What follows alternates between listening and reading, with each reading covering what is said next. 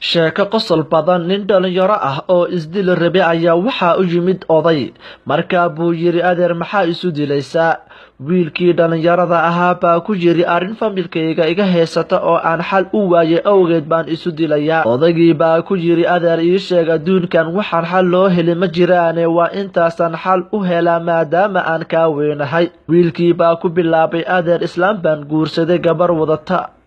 aabahay waa uu iga aqbalay markaan islaantii guursaduu asna gabadheedii guursaday gabadhii xaaskaygu dhasha ee gabadhayda ahayd baa waxay ii noqon hooyo ilaan aabahay baa qabee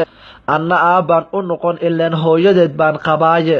xaaskaygii baa aabahay sodoh u noqon ilaan gabadheedii buu qabaaye aabahay baa mar sodog u noqon ilaan anuu idhalaye wiilkaygii baa aabahay seedi u noqon ilaan walaashii buu qabaaye aabahay baa awow u noqon ilaan aniguu idhalaye mar wiilkaygii baa walaalkii abti u noqon ilaan walaashii baa dhashee marna asagaa adeer loo noqon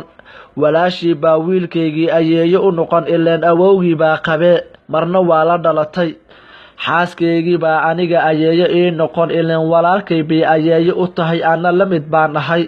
walaalkay baan mar awow u noqon ilaan ayeydii baan qabaaye intaa markuu marinayo wiilkii dhalinyarada ahaa baa odaygii yiri bas adeer waan ku wareeray bisinka inoo qabo aan iswada dinle